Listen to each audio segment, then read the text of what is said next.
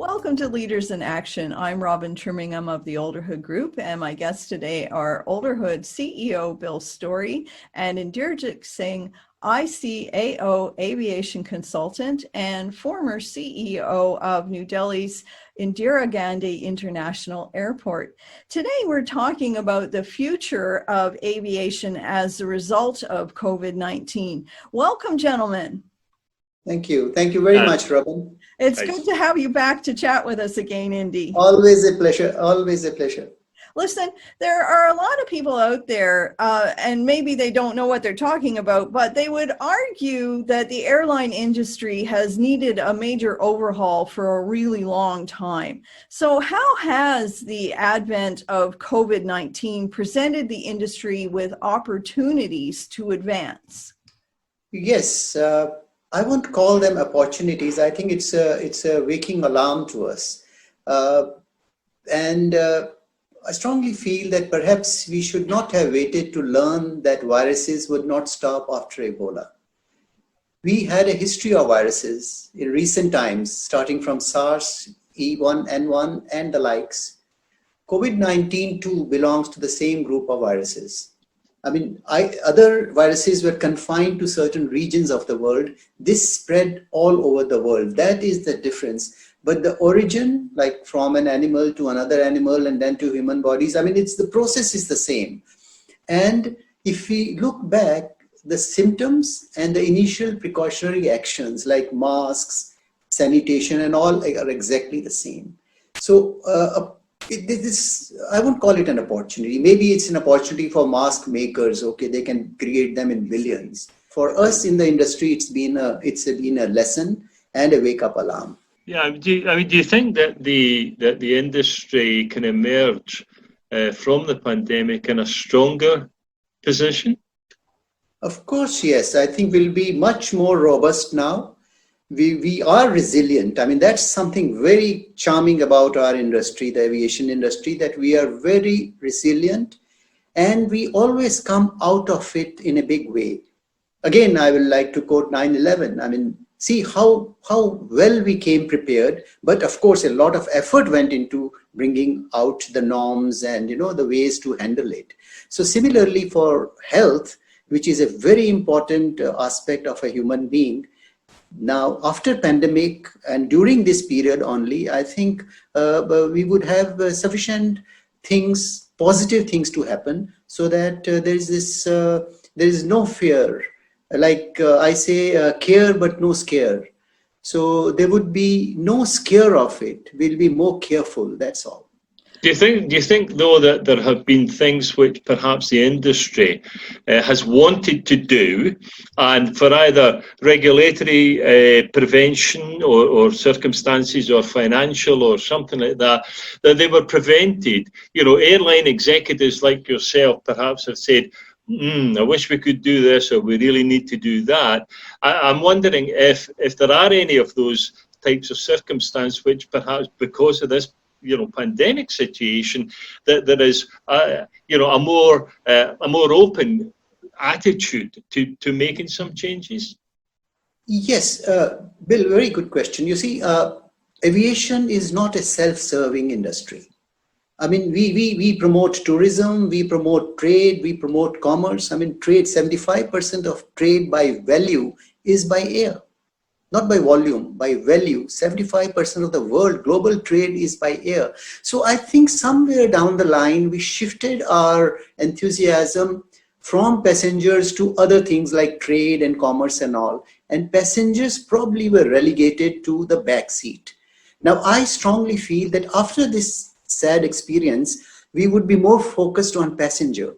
How many times we offer passengers champagne and caviar and beautiful lounges and carpets and all? Did we ever think of looking at their health aspect? Never. I mean, I don't think any country was even bothered except for certain countries in Africa where you have to take a yellow fever shot before going. But that's precaution only for that place. So, but the focus slowly moved from passenger to other aspects of aviation. Now the focus is coming back to the passengers. Nobody's talking of trade and commerce these days. Trade and commerce is being discussed on webinars and or on internet. But the important aspect, passenger, has come back to the focus. So I think with that, industry is going to improve because passengers will feel that they are getting their due now. As an operator, that's very close to my heart. Yeah. I think it's important. From that way, I would say it's an opportunity to answer your question. When you ask for opportunity, this is an opportunity to make ourselves better.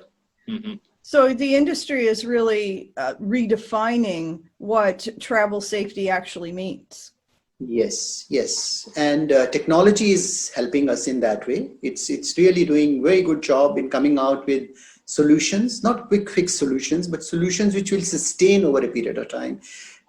We wish pandemic a farewell as soon as possible. We want pandemic to go away, but we would love to continue with all these things because you see, you never know when it comes back as COVID-20 or COVID-21. We should not call it a day that, okay, it's gone. No, So it is just. This is not temporary. That's the biggest lesson that we have learned from this. Yeah. Talk to us a little bit about what kind of technology travelers can expect to be coming online, if you can. Airports, as I mentioned, we read out a few things that are being done in airports. I would say they should sustain over a period of time as a precaution, like security gadgets are still there. There has been no incident since 9/11 of that nature and gravity, but the precautions are going on. Similarly, all this will go on. Aircraft are now trying to change their mechanisms so that they have a better quality of filters. They can purify the air, have more changes in the air all the time, like we have started at our airports, so that the possibility of its spread is brought to the bare minimum. So that way, technology is being introduced in a big way in airports and in aircraft and airline industry. So do you think there'll be any new kinds of aircraft being introduced? I don't think that we should go in for new aircraft because there are several variants of long, medium and short haul aircraft. We have smaller to the very larger. I would recommend, if I was an airline CEO, that in my mix of aircraft, I would have all types of aircraft. Now let's look at British Airways. They had predominantly these Boeing 747s. And now there is a talk of grounding all of them. Emirates has predominantly, they have 3 A380s. They don't have smaller aircraft because we thought that every time we will take off with 500 people. So there should be a judicious mix of small, medium and large aircraft. Today, there is a need for small aircraft. So I won't say that go and buy or design new. There are so many there. ATRs are there. So you can take them on lease because there are a lot of smaller airlines which are not flying for want of funds. So the big airlines can borrow, beg, or do whatever from them for a short period. That's a very interesting. So I don't think we should go for new designs of aircraft and produce more because we have plenty of them. Well, thank you very much. This is the third video in our series of chats with Indy. Please go back and make sure you watch the first two if this is the first one you're seeing. You've been watching Leaders in Action. If you have a question or you'd like to suggest a topic for an upcoming segment, you can email us at Bill, that's BILL @olderhood.com. And we look forward to chatting with you again soon. Take care, everyone.